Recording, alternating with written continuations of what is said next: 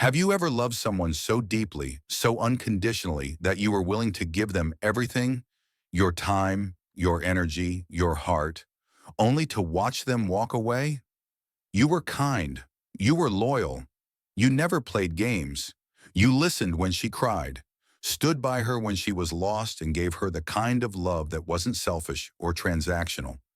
It was pure. And still, she left. No explanation that made sense. No closure that felt fair. Just silence. Just absence. And now you're left wondering, why? What did you do wrong?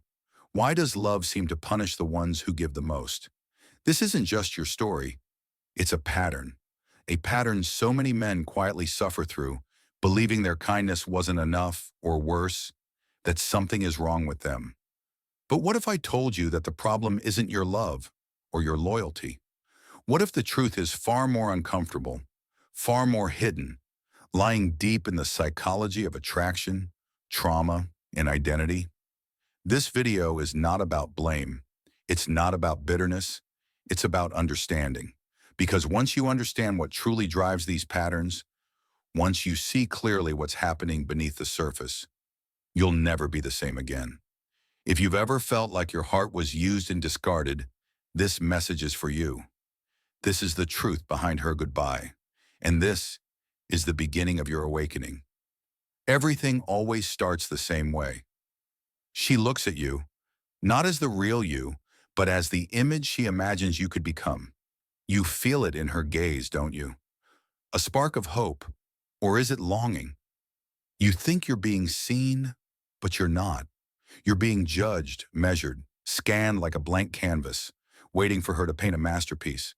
But that masterpiece isn't you. It never was. And Carl Jung, he warned you, not with soft words like an inspirational speaker. Number with the cold precision of a man who spent his life peering into the abyss of the human psyche.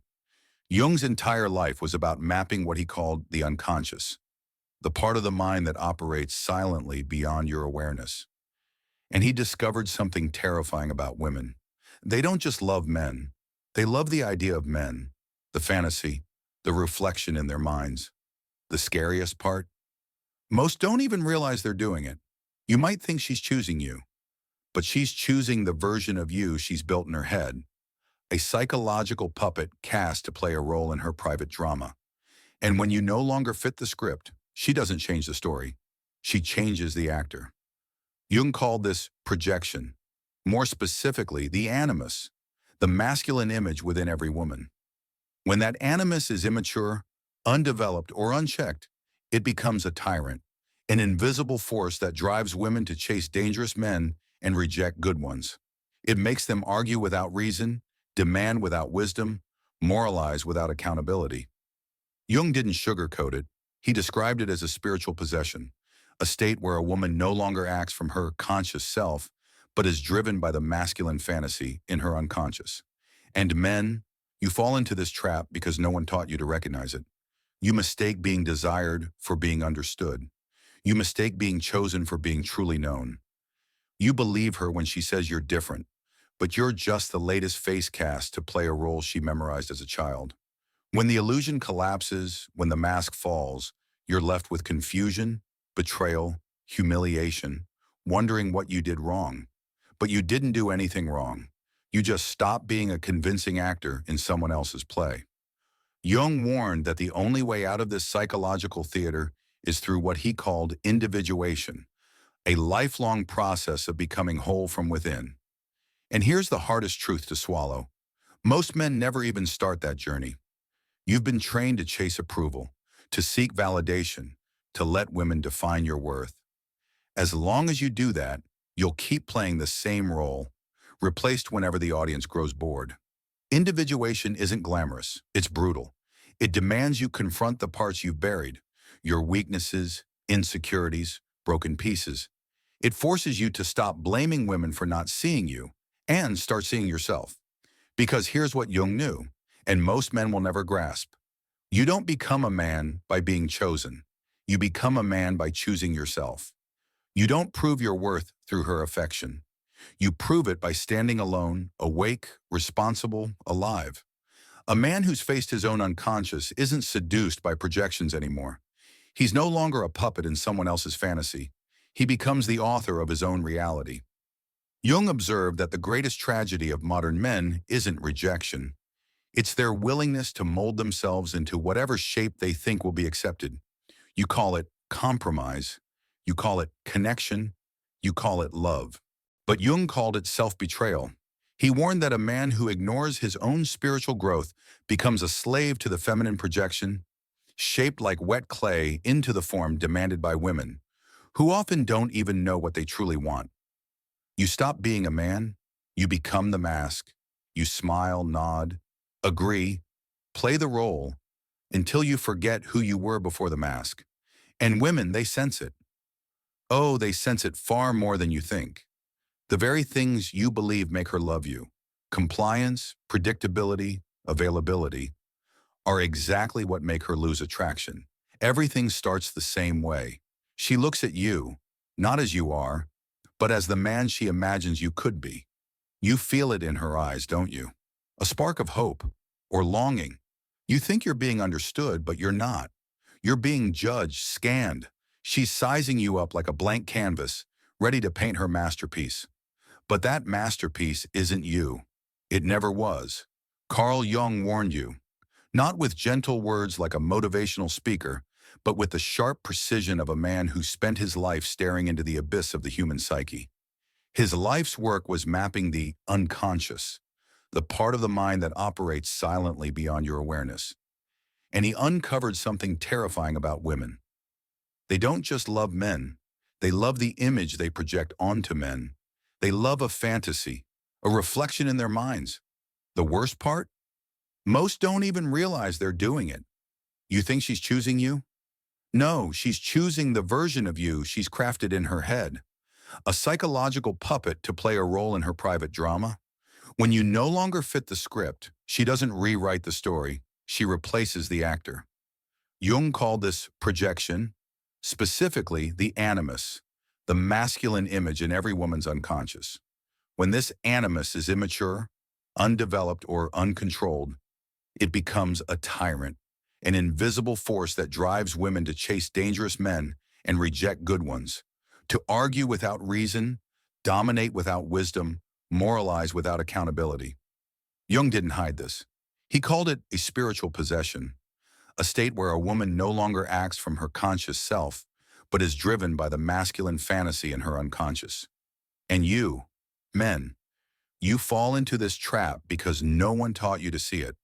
You mistake being desired for being understood. You mistake being chosen for being known. You believe her when she says you're different, but you're just the latest face cast in a role she's rehearsed since childhood. When the illusion shatters, when the mask falls, you're left with confusion, betrayal, humiliation, wondering what you did wrong. But you didn't do anything wrong. You just stopped being a convincing actor in someone else's play. Jung warned that the only escape from this psychological theater is individuation, a lifelong journey to become whole from within. Here's the bitter truth. Most men never start it. You're programmed to chase approval, to seek worth through a woman's eyes, to let others define your value. As long as you do, you'll keep playing the same role, replaced when the audience grows bored. Individuation isn't glamorous, it's brutal. It forces you to face the parts you've buried.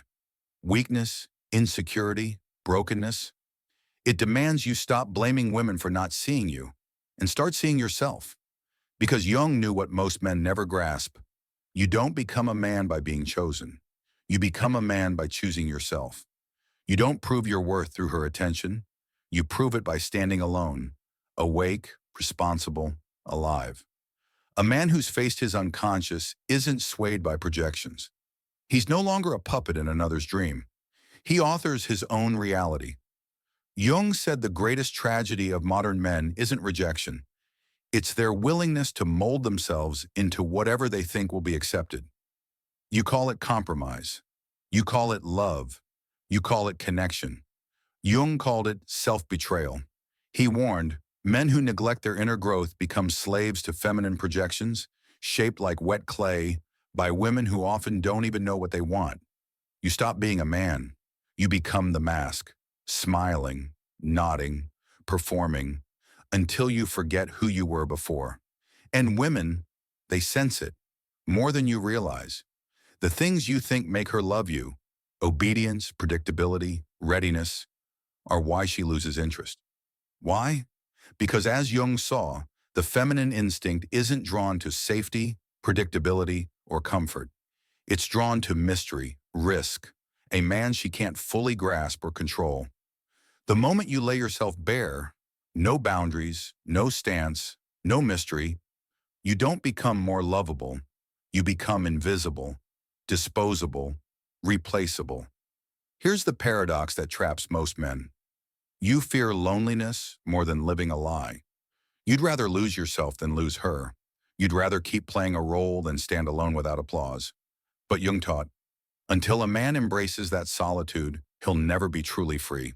He wrote that individuation isn't for the faint-hearted.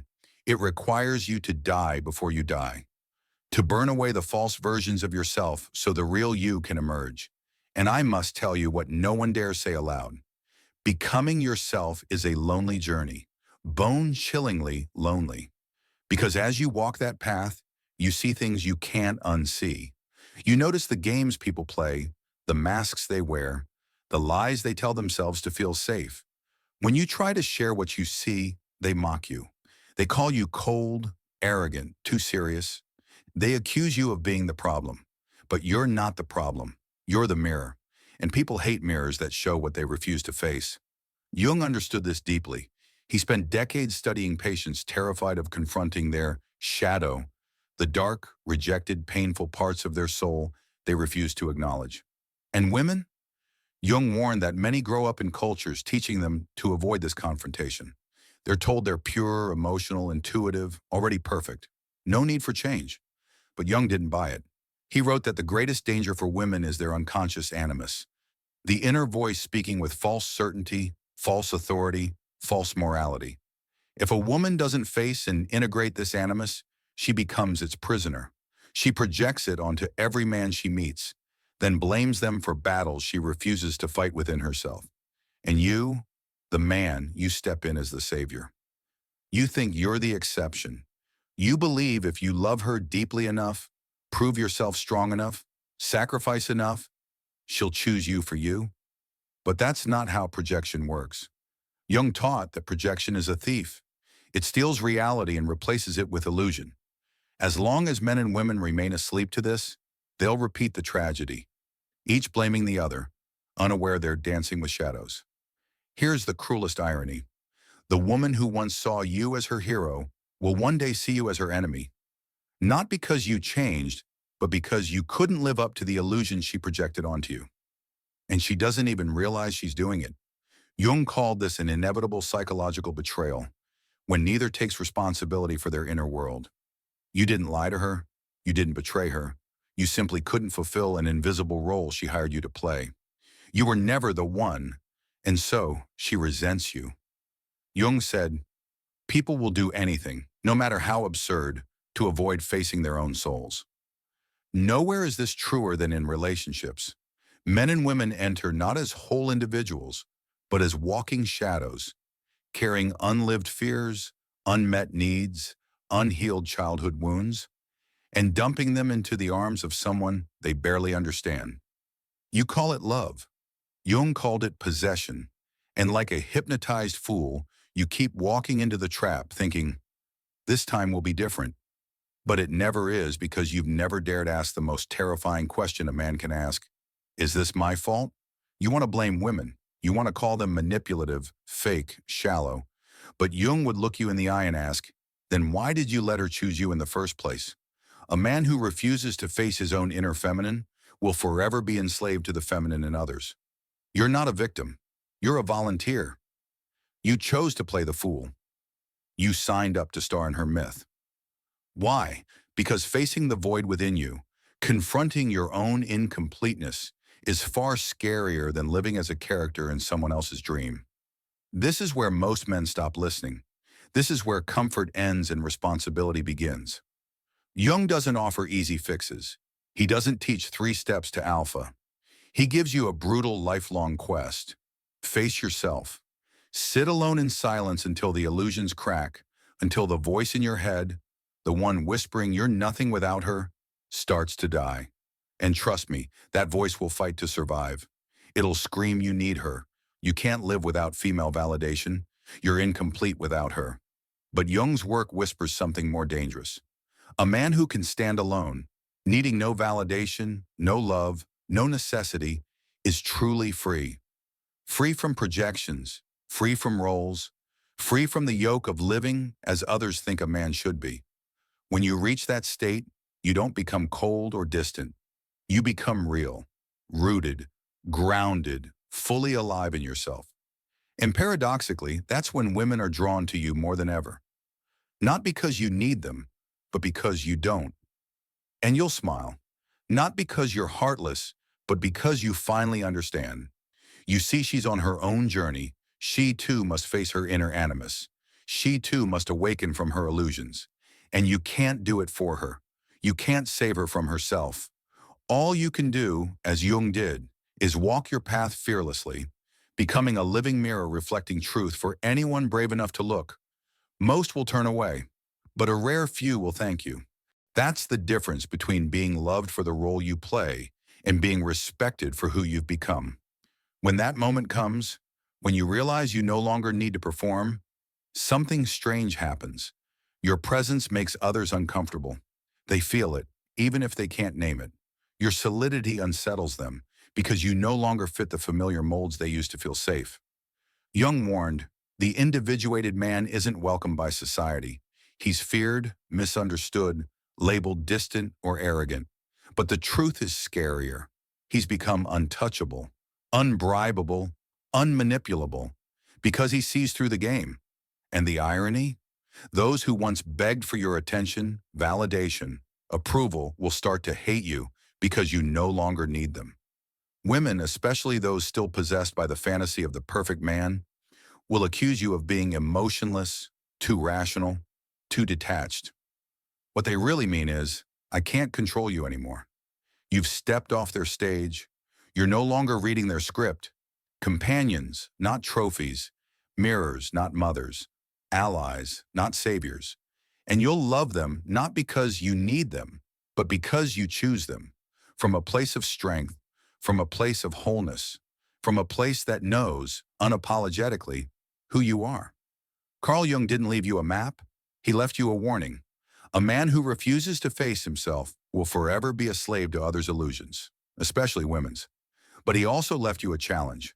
Embrace individuation. Stop blaming women for roles you volunteered to play. Stop seeking wholeness in others' eyes. Stop waiting to be chosen.